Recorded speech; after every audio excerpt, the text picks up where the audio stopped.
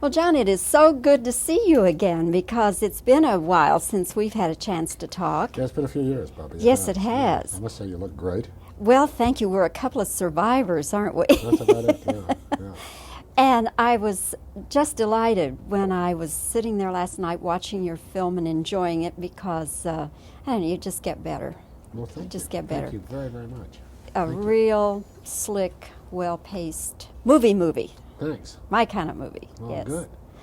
I also, though, was sitting there, John, and I was just having one chill after another.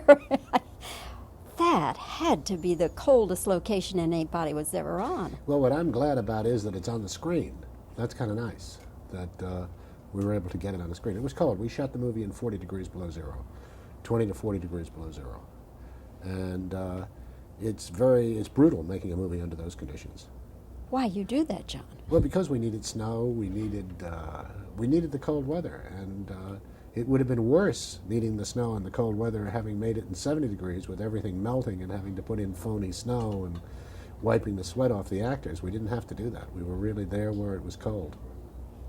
How could you keep the cameras running? They don't like that kind of weather. Well, we knew that we were going to be in cold weather, and we had special insulation on the cameras, and we had special lubricants and all that kind of stuff, and it all worked out fine. We didn't really have any problems. Is that the most arduous shoot you've ever been on? Well, I'll tell you the truth, it really wasn't that arduous. We were able to use the cold weather, you see, and so that everything you got on the camera was good. What's terrible is if you are shooting in cold weather and it's supposed to be the opposite, or vice versa. For instance, I remember in 1962 when we were doing Manchurian Candidate in New York, and we had to film the Republican National Convention, which was supposed to be in July. And we were filming in February, and it was the coldest February in 20 years.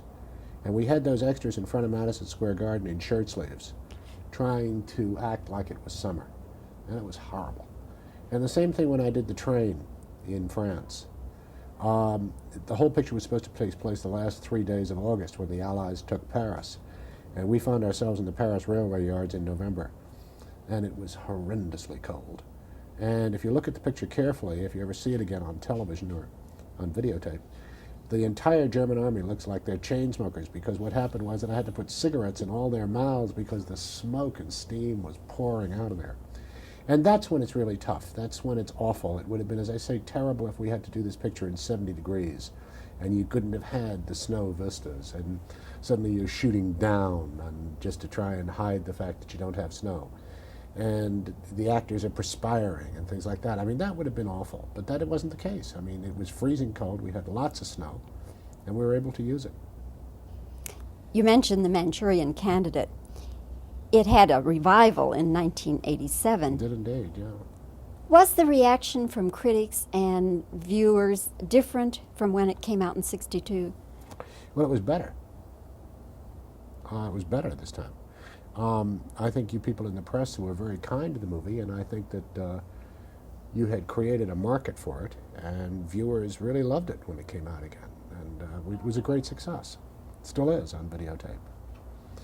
And it was great for me because a whole new generation of moviegoers got to see the movie, and I'm very pleased that it came out again. I love that.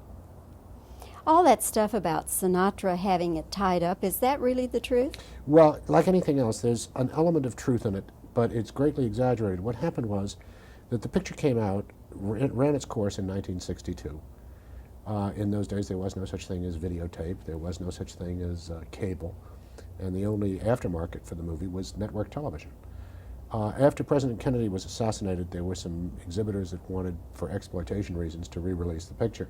None of us wanted that to happen, including United Artists. And after that, the picture just kind of rested there. It went network television once, and then it kind of rested there in the vault. And in 1970, the rights for the re-release reverted to Frank Sinatra, luckily for all of us. Because what happened was that, of course, videotape came along, and cassettes and all that kind of thing, and there became a market for the picture. And we didn't want the picture re-released because United Artists had carried it such a loss over the years. They had cross-collateralized. In other words, they had put every picture that Frank Sinatra had made for United Artists against our picture, so that if the picture had been released, if it had been E.T., it couldn't have been a success. So we said, well, look, if you want to re-release this picture, at least give us a break. Have the thing go to zero, so it isn't in profit, so it isn't in loss, at least give us a break. And finally there was a management in place at United Artists that agreed to do that, and that's when we re-released the picture. So everything turned out very well. In re-release, did it do well at the box office? Yeah, it did great. And better than the original? Well, don't forget we were talking about $1986 versus $1962, and in 1962 the price of admission for a movie was $1.25. So, yeah, we did real well when it came out in 1986. Getting back to the Fourth War, is there any basis in fact for this kind of thing between a Russian colonel and a U.S. colonel? Oh yeah, I mean this is a movie that takes the military hero, the warrior, and puts him in a position of glasnost where there is no war to fight. And we have one on the American side and one on the other side, which I'm sure is right as we speak. It's happening in Eastern Europe right now. And there's no war to fight, nothing for them to be angry about, so they start to fight each other.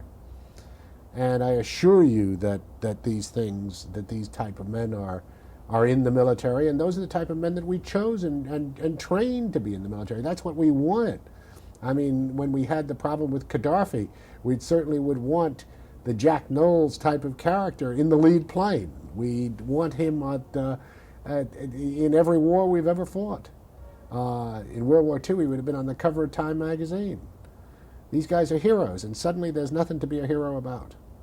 And what do you do with a guy like that in these times? That's what the question that the movie asks. Then the Tim Reed character is an entirely different cut of military officer.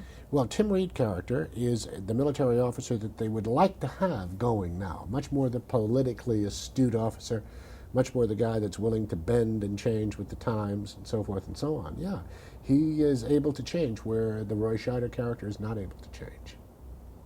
And perhaps the Tim Reed character has a little different motivation about what he wants. Maybe he doesn't want to be the career officer that Scheider does. He does want to be the career officer. He definitely wants to be a career officer, only he wants to end up a general. And he doesn't want to be the hero on the battlefield. He wants to be the hero at the Pentagon.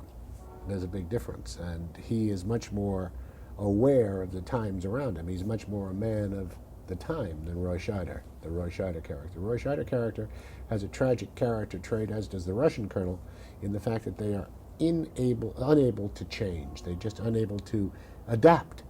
They still believe that the other is the enemy, and that's what they're taught to believe, and suddenly everything they were taught to believe becomes untrue. And that's a terrible situation. Well, John, again, it's wonderful to see you again and talk with you. It's great to see you. And It really is. I will say hello to our mutual friend, Elston Brooks, for you. Please do say hello to I Elston will. Brooks. I He's will. one He's of my great. favorite people. He's a great fan of yours. Good. And I will wish for you that the Fourth War does really good business. Thank you very much. More than that, I just hope that people like it. Thanks, John. Thanks.